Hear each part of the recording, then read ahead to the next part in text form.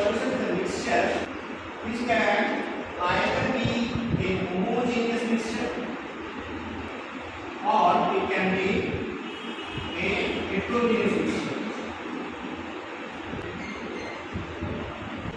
What we in our daily life call a solution. In scientific terms, the homogeneous mixture is named as solution, or better told as true solution. In heterogeneous mixture, there are two types of mixtures. One is called colloids, the other one is called substances. What we normally call a solution, a mixture which can be either homogeneous or it can be heterogeneous. In homogeneous mixture, we are going to talk about true solution. True solution means there is a solvent as well as a solute. What is the solvent? Suppose it is water and salt. Now here, if the water is of a greater portion, then it will be called as a solvent. And the salt will be in lesser quantity, so it will be called the solute. So the mixture of the water and the salt will result into a true solution. Now the characteristics of the true solution will be that you will not be able to find out or see any of the solute present in this solution. That is, they are invisible. Why they are invisible? Because the particle size of this solute and the salt, which is called a true solution, particle size is less than 1 nanometer or 10 to the minus 9 meter. Is the solute particle. So we are going to always talk about the solute particles in each of these cases of homogeneous mixture and heterogeneous mixture. There are lots of other examples like super solution. What is colloid? Colloid is not a homogeneous mixture. It is a heterogeneous mixture. What is the meaning of heterogeneous mixture? It's no doubt again a mixture of a solute-like particle in a solvent. But here you will be able to see to some extent the solute particles. The solute particles, of course, it will not be the salt, because salt is completely dissolved or soluble in water, like we say in normal terms. It is because the particle size is so small, it gets into this free spaces available between the water molecules. So it is not able to see in the naked eyes. Here, you are probably able to see something of the presence of the solute particles in colloids. What could be colloids? Colloids can be milk. Example is milk. What is the milk composition?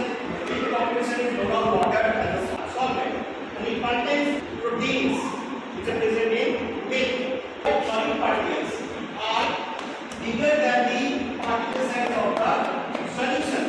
They are more than 1 nanometer, they are less than 10 to 3 nanometer. They are no doubt bigger than the size of the solute particles in true solution. So these solute particles present in colloids are larger in size. So they are somewhat visible by naked eyes. Another thing we will find out, if you use a filter paper, normal filter paper, which you actually fold in quarter size and it becomes like this. The filter paper which you pour inside the funnel, the normal filter paper you pour the true solution, you will be able to find out the entire true solution getting collected. That means the solute particles of a true solution can easily pass through these filter paper holes. The pores of the filter paper, which are probably larger than 1 nanometer, so it goes through it. Nothing is a residue in the filter paper in the homogeneous mixture of true solution.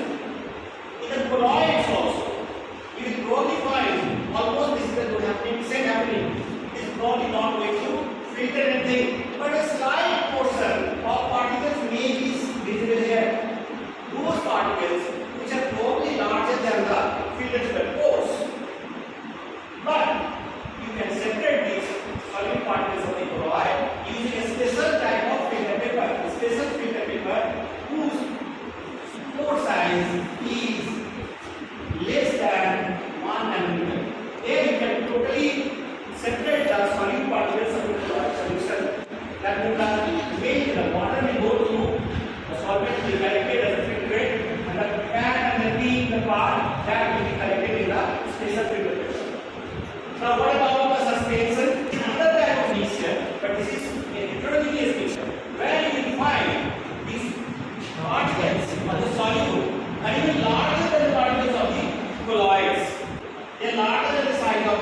in the 3 nanometer, and therefore they are very clearly visible with naked eyes, and you can easily separate them by a filter, the suspension, solid particles.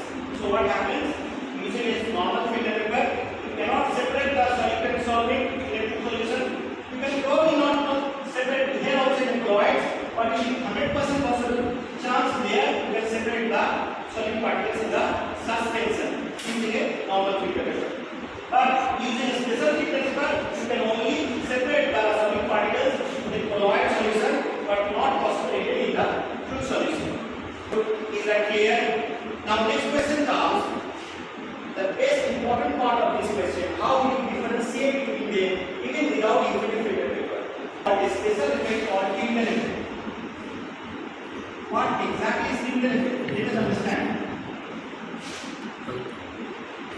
Now, Tyndall effect is that particular effect which is visible. If you remember, in the early morning when you wake up, you are lying in bed, and probably from the available space between the windows, the first sun rays comes through, and in that ray of sunlight, you can find some particles floating in it. They are flying in it. Ordinarily, you can't see with your naked eyes, visible eyes. That means those particles are illuminated. That passage of sunlight makes those particles illuminated. They strike the particles and the light comes to your eyes. You can see them. It's called by Tyndall, and that's why it's called Tyndall effect. There is particle size so small in true solution, you will not be able to see any Tyndall effect. A strong beam of light passing through 3 containers. One is true solution, the other is colloidal solution, and the third one is suspension. To pass a beam of light through these 3 containers, you will not see any illumination of the passage of the light. This passage of the light will not see any illumination. They will not be able to see any visible particle size. So you are dead sure you are not proceeding as a true solution. Now in this case, you will see some sort of dancing around of the particles in this path of light. This could be any of this heterogeneous mixture, probably colloid, probably suspension. And in this suspension, you definitely will see a dancing of the small particles in this area of illumination. It's called the Tyndall effect. So Tyndall effect is visible in both, not present in colloidal mixtures. So this is how we can separate and identify which is a homogeneous solution and which is not a homogeneous solution. Now after taking to know that they are creating the Tyndall effect, how do I know which one is colloid and which one is suspension? Here you have to do a very interesting thing. You take some time. If you allow this solution for time, maybe half an hour, 45 minutes, you will find in the colloid solution, nothing is getting sedimented here. If it is a colloid solution, nothing is getting sedimented here. At the bottom, you know what is sediment? Nothing is falling down at the bottom. But in the suspension, a thick sediment will be probably formed at the end of half an hour to 1 hour, and the overlying layer will be much more clearer. So both happening the heterogeneous mixture. From this effect we will understand nothing is happening here. No sediment is there. 100% colloidal solution.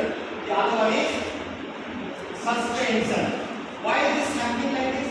Because this is a stable medium. Stable means no change will be there in the composition of the solute and the solvent. But in the suspension, it is an unstable medium. In time, the heavier particles will settle down as sediment. So this is what is called unstable medium. So solution, colloids, and suspension. This is stable. This is also stable. The suspension is unstable. In time, you will be able to understand which one is a suspension.